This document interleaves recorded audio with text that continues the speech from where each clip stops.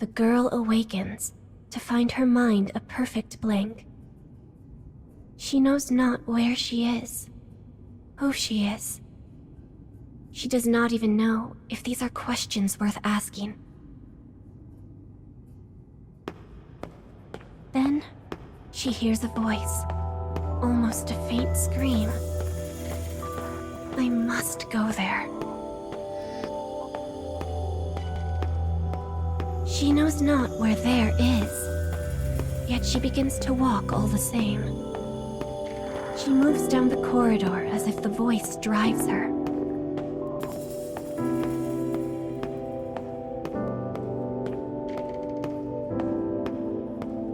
Along the path, she finds a large crystal in the shape of a person.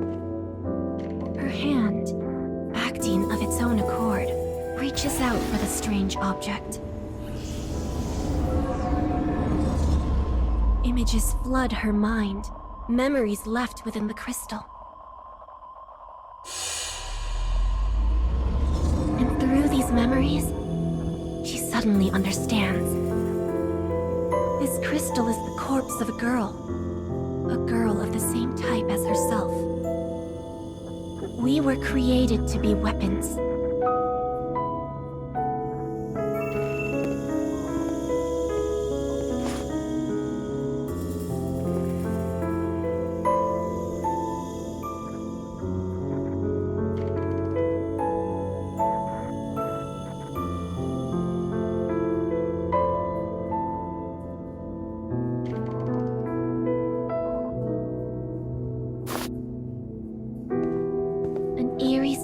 Slithers from the soles of her feet.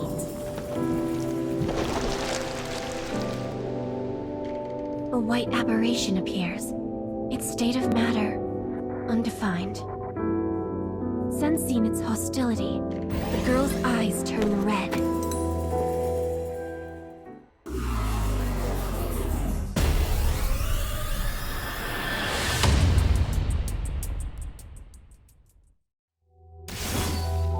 The girl dispatches the white creature. She fought with such agility, it seems impossible to think she is so newly awakened. Her composure flawless, the girl continues down the hall. The voice in her head drives her on relentlessly.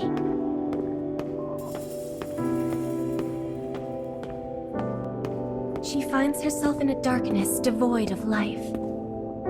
Yet she continues on in search of answers.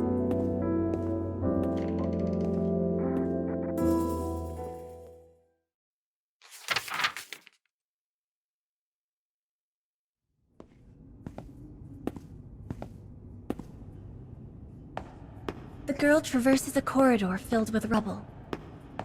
A fight happened here. She spies a faint light filtering in through the collapsed ceiling.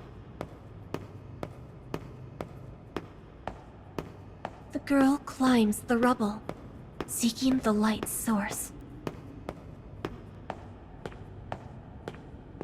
Having climbed the wreckage, she spies row upon row of living plants. The light spilling into the corridor below had been for their benefit. Enraptured at the sight of the plants, the girl is suddenly beset by a terrible vertigo. Her vision spins, her mind reels. But she somehow manages to brush these feelings aside and continue her journey.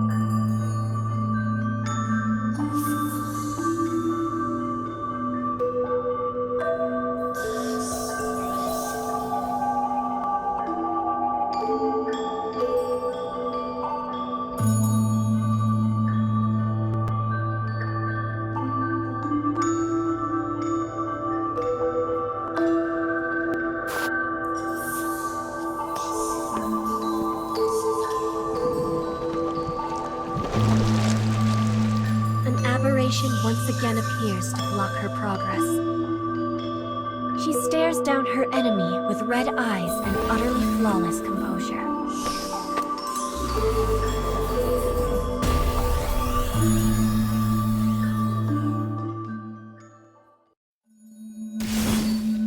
The white phantom evaporates like so much mist.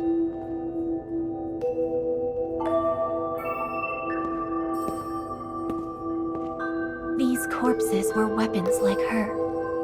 She might have even called them her sisters. She holds up a hand to the crystal and closes her eyes. A torrent of images race forth and swallow the girl's consciousness. They are memories, and they are horrible. Girls, her sisters, overrun by a horde of aberrations. Their pain and agony floods through her mind. The white aberrations brought ruin to the facility.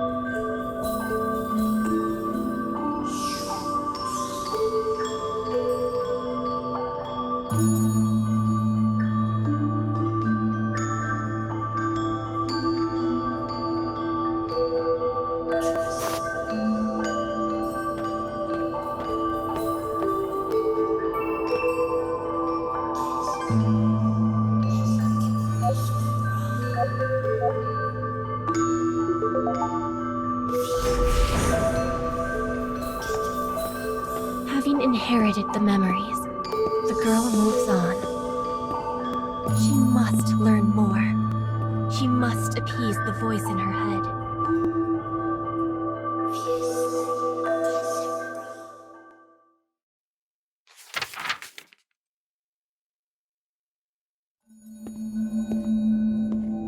I must go there.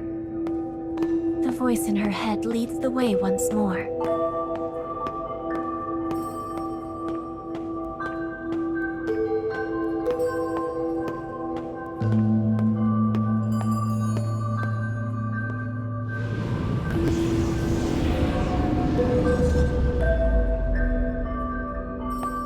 Suddenly, a vibration strong enough to shake the floor. Something had roared. The sound came from the space just ahead of her.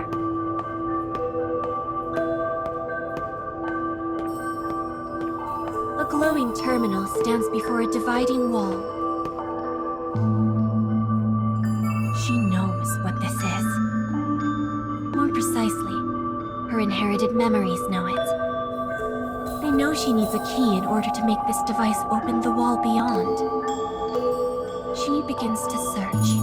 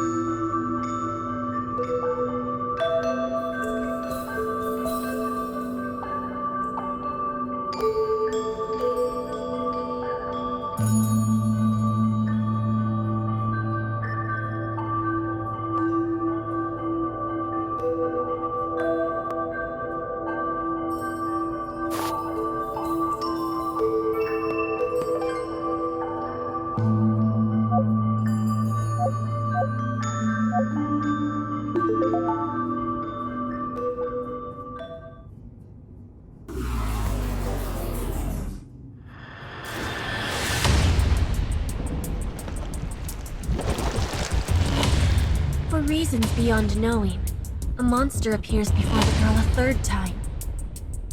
She grips her spear tightly, red eyes shining out from her impassive face.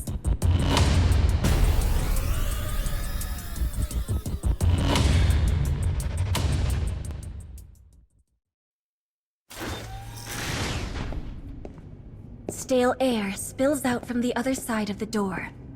It is an elevator.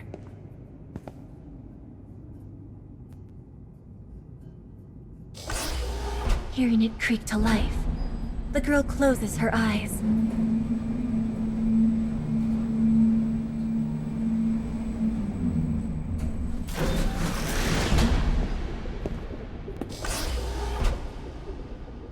Illuminated in crimson, the room is enveloped in an odd atmosphere. The device in the middle of the room is filled with shimmering liquid.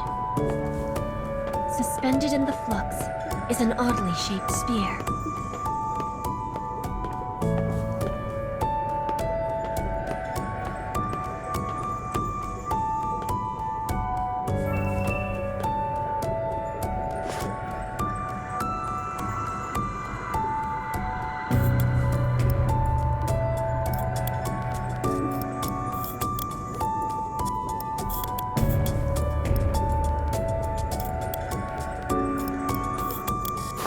She sees a card beside a small piece of paper.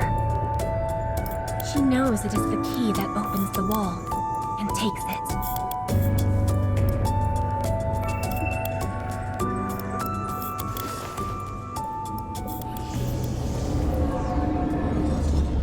The memory she receives is of the beginning. The first of the living weapon sisters. The eldest of her sisters had lost control and birthed the aberrations. This was the cause of the facility's destruction.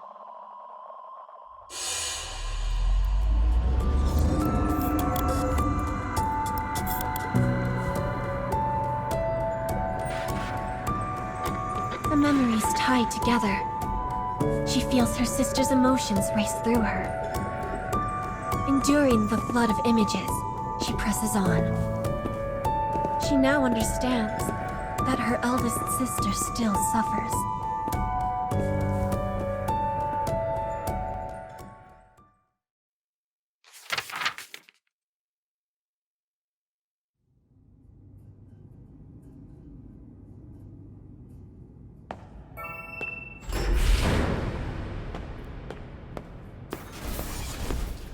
She continues to move down the long and winding path. She knows the answers she seeks are waiting for her somewhere up ahead. And that her sister is waiting as well.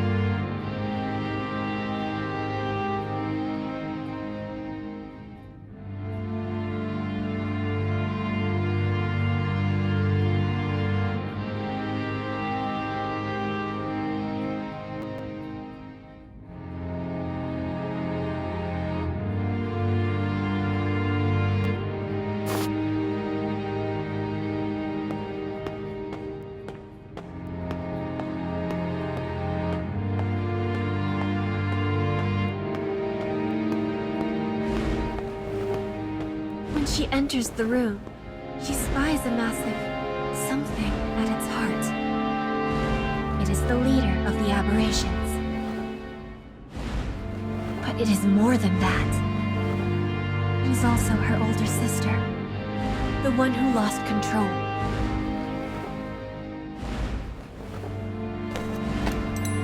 Her eldest sister spreads her white wings and howls in a ferocious voice.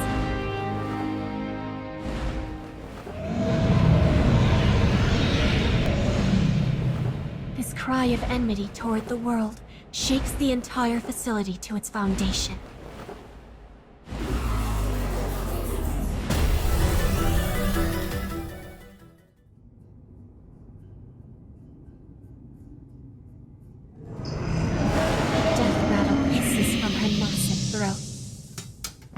her body falls to the floor. The sisters' duel is over. As her elder transforms into crystal, the girl slowly brings up her hand. Her sister's memories race through her like a tide.